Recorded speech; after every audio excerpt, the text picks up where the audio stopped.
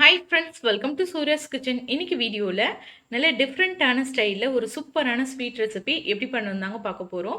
நல்ல டிஃப்ரெண்ட்டாக இருக்கும், ரொம்ப ரொம்ப ஈஸியாக செஞ்சிடலாம். இப்போ இந்த ஸ்வீட் செய்கிறதுக்கு ஃபஸ்ட்டு வந்து அரை கப் அளவுக்கு ஜவ்வரிசி எடுத்துக்கோங்க. இது வந்து கரெக்டாக 100 கிராம் அளவுக்கு இருக்குங்க. இதை வந்து நம்ம மிக்ஸி ஜாரில் சேர்த்துடலாம். இதுக்கு வந்து மாவு ஜவ்வரிசி தான் நல்லா இருக்கும் இந்த ஸ்வீட்டுக்கு. இதை வந்து நல்ல ஒரு 5 நிமிஷத்துக்கு நல்லா அரைச்சி பவுடர் பண்ணி எடுத்துக்கோங்க. நல்ல நைஸாக பவுடர் பண்ணி எடுத்துக்கோங்க. உங்களால் எவ்வளோ அரைக்க முடியுமோ அந்தளவுக்கு நல்லா அரைச்சி நல்லா நைஸாக பவுடர் பண்ணிக்கோங்க. இப்போ இந்த பவுடரை நம்ம ஒரு ஜல்லடையில் சேர்த்து இதை நல்லா சலிச்சுட்டு எடுத்துக்கலாம். இதை வந்து நல்லா சலிச்சுட்டு பார்த்தீங்கன்னா இன்னும் ஜவ்வரிசி உங்களுக்கு 1-2 அரைப்படாமல் இருக்குது. இதை வந்து மறுபடியும் நம்ம மிக்ஸி ஜாரில் சேர்த்துட்டு மறுபடியும் நம்ம அரைச்சி எடுத்துக்கலாம். ஜவ்வரிசி எப்போவுமே உங்களுக்கு அரைக்கும் போது முழுசாக நல்ல பவுடர் ஆகாதுங்க. அதனால் மறுபடியும் நல்லா அரைச்சிட்டு மறுபடியும் சல்லடையில் சேர்த்துட்டு இதை மறுபடியும் நல்லா சலிச்சு எடுத்துக்கோங்க. இந்த மாதிரி மறுபடியும் நல்லா சலிச்சுட்டு மறுபடியும் மீதம் இருக்க அந்த ஜவ்வரிசி அரைப்படாத ஜவ்வரிசியை அதே மெத்தடை ஃபாலோ பண்ணி மிக்ஸி ஜாரில் சேர்த்துக்கோங்க. சேர்த்துட்டு மறுபடியும் நீங்கள் வந்து அரைச்சிட்டு அதை மறுபடியும் சலிச்சு எடுத்துக்கோங்க. இந்த மாதிரி ஒரு 3 டைம் நீங்கள் நல்லா அரைச்சி சலிச்சு எடுத்துட்டிங்கன்னா உங்களுக்கு ஜவ்வரிசி மாவு வந்து கிடைக்குங்க. இப்போது இது வந்து நம்மளுக்கு தேவையில்லை. இந்த மாதிரி ரவை மாதிரி இருக்கிறது நம்மளுக்கு தேவையில்லை. நீங்கள் பாயாசம் செய்யும்போது அதை வந்து நீங்கள் யூஸ் பண்ணிக்கலாம் வேஸ்ட் பண்ணாமல். இப்போ நம்மளுக்கு ஜவ்வரிசி மாவு கிடச்சிருச்சு. அடுத்ததாக ஸ்டவ்வில் ஒரு பேன் வச்சுக்கோங்க. அதில் 1.5 கப் அளவுக்கு பால் சேர்த்துக்கலாம். பால் வந்து நான் காய்ச்சி ஆற வச்ச பால் தாங்க எடுத்திருக்கேன். நல்ல திக்கான பாலாக எடுத்துக்கோங்க.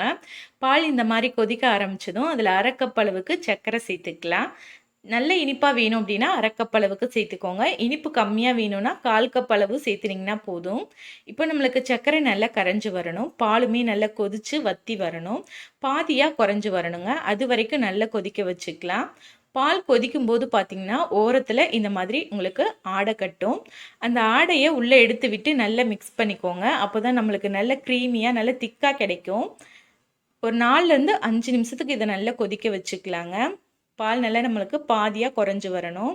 அப்போ தான் நம்மளுக்கு ஸ்வீட் வந்து நல்ல டேஸ்ட்டாக இருக்கும். இப்போது பார்த்தீங்கன்னா உங்களுக்கு தெரியும், உங்களுக்கு கொதிக்கிறதுனால ஃபுல்லாக இருக்க மாதிரி இருக்குது. பாதியாக நம்மளுக்கு குறைஞ்சி வந்துருச்சுங்க. இப்போ ஸ்டவ்வை ஆஃப் பண்ணிவிட்டு இதை ஒரு பாத்திரத்தில் மாற்றி எடுத்து வச்சுக்கலாம். அடுத்ததாக நம்ம ரெடி பண்ணி வச்சுருந்த ஜவ்வரிசி மாவு எடுத்துக்கோங்க. அதில் ஒரு சிட்டிகை அளவுக்கு உப்பு சேர்த்துக்கோங்க. சேர்த்துட்டு அதை நல்லா கலந்து விட்டுக்கோங்க. அடுத்தது அது கூட ஒரு டீஸ்பூன் அளவுக்கு பீட்ரூட் ஜூஸ் சேர்த்துக்கலாம். நான் வந்து சின்ன துண்டு பீட்ரூட்டை கொஞ்சமாக தண்ணி சேர்த்து நல்லா அரைச்சி ஜூஸ் எடுத்து சேர்த்துருக்கேங்க. இதுக்கு பதிலாக நீங்கள் ஃபுட் கலர் கூட சேர்த்துக்கலாம். இல்லைன்னா கலர் இல்லாமையும் நீங்கள் செய்யலாம். கலர் போட்டு நம்ம செஞ்சோம்னா பார்க்குறதுக்கு ரொம்ப அழகாக இருக்கும். இப்போ இந்த மாவில் கொஞ்சம் கொஞ்சமாக சுடு தண்ணி ஊற்றிக்கோங்க. நல்ல சூடாக உள்ள தண்ணி ஊற்றிக்கோங்க. சூடாக உள்ள தண்ணி இந்த மாதிரி நீங்கள் கரண்டியில் கொஞ்சம் கொஞ்சமாக ஊற்றி நல்லா ஸ்பூன் வச்சு நல்லா மிக்ஸ் பண்ணி விட்டுருங்க. நம்ம சப்பாத்தி மாவில் எப்படி பிசைஞ்சு எடுப்போமோ அது மாதிரி ஃபஸ்ட்டு நல்லா பிசைஞ்சுக்கோங்க. நல்ல சூடாக உள்ள தண்ணி ஊற்றி நம்ம பிசையிறதுனால ஃபஸ்ட்டு ஸ்பூன் வச்சு நல்லா பிசைஞ்சுக்கோங்க. அதுக்கப்புறமா கொஞ்சம் ஆறுனதுக்கப்புறமா நீங்கள் கை வச்சு நல்லா பிசைஞ்சுக்கலாம். இப்போது நான் வந்து கை வச்சு நல்லா பிசைஞ்சு எடுத்துக்கிட்டேங்க.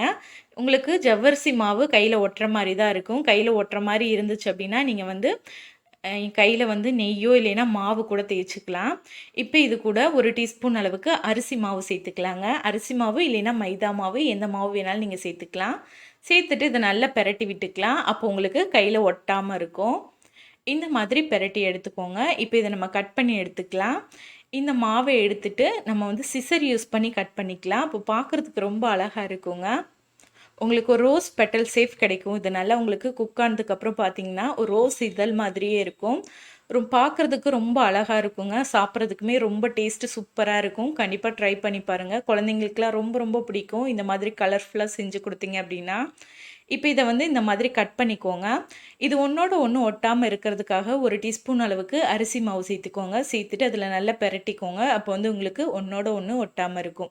இதை வந்து குட்டி குட்டியாக கட் பண்ணிக்கோங்க. அப்போ தான் நம்மளுக்கு சாப்பிடும்போது நல்லாயிருக்கும். இது எல்லாத்தையும் நான் கட் பண்ணி எடுத்துக்கிட்டேங்க. அடுத்ததாக ஸ்டவ்வில் ஒரு பேன் வச்சுக்கோங்க. அதில் ஒரு டீஸ்பூன் அளவுக்கு நெய் போட்டுக்கோங்க. போட்டுட்டு ஒரு 5-6 முந்திரி பருப்பை நெய்யில் சேர்த்து லேசாக வறுத்துக்கலாம். இப்போது இது கூடவே ஒரு 10 போல் திராட்சையும் சேர்த்துக்கலாம். சேர்த்துட்டு இதை மறுபடியும் நல்லா வறுத்துக்கலாங்க. திராட்சை வந்து நல்லா உப்பி வரும் நெய்யில் வறுப்பட்டு. நல்லா உப்பி வந்ததுக்கப்புறமா நம்ம ஒரு பாத்திரத்தில் மாற்றி எடுத்து வச்சுக்கலாம். இப்போ இது ரெண்டுமே நல்லா வறுத்து வந்துருச்சு. வேறு பாத்திரத்தில் மாற்றி எடுத்து வச்சுக்கோங்க. அதே பேன்லேயே 3/4 கப் அளவுக்கு தண்ணி சேர்த்துக்கோங்க. சேர்த்துட்டு இது கூட நம்ம ஜவ்வரிசி ரெடி பண்ணி வச்சுருந்தோம் பார்த்தீங்களா, அதை வந்து நம்ம இதில் சேர்த்துடலாம். தண்ணி நல்லா கொதிச்சதுக்கு அப்புறமா தான் நீங்கள் சேர்க்கணும். தண்ணி நல்லா கொதிச்சு வந்ததுக்கப்புறமா நீங்கள் அந்த ஜவ்வரிசி ரெடி பண்ணி வச்சுருந்ததை சேர்த்துருங்க. சேர்த்துட்டு இது வந்து உங்களுக்கு சட்டுன்னு வெந்துடும். ஒரு 2 நிமிஷத்துலேயே இது வெந்துருங்க. வேகிறதுக்கு ரொம்ப டைம் எடுக்காது. ஒரு 2 நிமிஷத்துலேயே இது நல்லா வந்து மேலே வர ஆரம்பிச்சிரும். நல்லா தண்ணியை விட்டு மேலே வர ஆரம்பிச்சிரும். இந்த மாதிரி கலந்து விட்டுக்கோங்க. இல்லைன்னா கீழே வந்து அடிப்பிடிக்க சான்சஸ் இருக்குது. அதனால் இந்த மாதிரி கலந்து விட்டுக்கோங்க. இப்போ இதில் வந்து நம்ம ஏற்கனவே வந்து ரெடி பண்ணி வச்சுருந்த பாலை சேர்த்துக்கலாம். பால் க்ரீமை சேர்த்துட்டு மறுபடியும் நல்லா கலந்து விட்டுறலாம். பாருங்கள், பார்க்குறதுக்கு அப்படியே ஒரு ரோஸ் இதழ் மாதிரியே இருக்கும். ரொம்ப ரொம்ப டேஸ்ட்டும் ரொம்ப சூப்பராக இருக்கும். கண்டிப்பாக ட்ரை பண்ணி பாருங்கள். இப்போ இது கூட ஒரு டீஸ்பூன் அளவுக்கு ஏலக்காய் தூள் சேர்த்துக்கலாம். ஏலக்காய் தூள் சேர்த்துட்டு மறுபடியும் நல்லா கலந்து விட்டுக்கலாங்க. பாருங்கள், நம்ம ஜவ்வரிசி மாவு எல்லாமே நல்லா வெந்து நல்லா கண்ணாடி பதத்துக்கு வந்துருச்சு பாருங்கள். ஜவ்வரிசி மாவை நீங்கள் வந்து தண்ணியில் சேர்த்ததுக்கப்புறமா ரொம்ப நேரம் வந்து இதை கொதிக்க விடக்கூடாது. ஒரு 2 நிமிஷத்துலேயே அது உங்களுக்கு வெந்துருங்க. அதுக்கப்புறமா பால் சேர்த்துட்டு நீங்கள் கடைசியாக முந்திரி திராட்சை சேர்த்துட்டு ஸ்டவ் ஆஃப் பண்ணிடலாம். நல்ல கலர்ஃபுல்லாக ஒரு சூப்பரான ஒரு ஸ்வீட் ரெடி ஆயிடுச்சு. இப்போ நம்ம ஸ்டவ் ஆஃப் பண்ணிவிட்டு நல்லா சர்வ் பண்ணிடலாங்க. குட்டீஸ்க்கெலாம் இந்த மாதிரி நல்லா கலர்ஃபுல்லாக செஞ்சு கொடுக்கும்போது ரொம்ப ரொம்ப பிடிக்கும். இதை வந்து நீங்கள் சூடாக வந்து கொடுக்காம நல்லா ஃப்ரிட்ஜில் வச்சுட்டு ஒரு 10 நிமிஷம் ஃப்ரிட்ஜில் வச்சுட்டு நல்லா சில்லுன்னு சர்வ் பண்ணிங்கன்னா இன்னுமே ரொம்ப டேஸ்ட்டு சூப்பராக இருக்கும். கண்டிப்பாக இந்த ரெசிபி உங்களுக்கு பிடிச்சிருக்கும்னு நினைக்கிறேன். பிடிச்சிருந்தா வீடியோக்கு ஒரு லைக் கொடுத்து வீடியோ ஃப்ரெண்ட்ஸ் கூட ஷேர் பண்ணிக்கோங்க. சப்ஸ்கிரைப் பண்ணாமல் பார்த்துட்ருக்கீங்கன்னா மறக்காமல் சப்ஸ்கிரைப் பண்ணிக்கோங்க. இதே போல் நாளைக்கு ஒரு சூப்பரான ரெசிபியோடு நான் உங்களை மீட் பண்ணுறேன். நன்றி.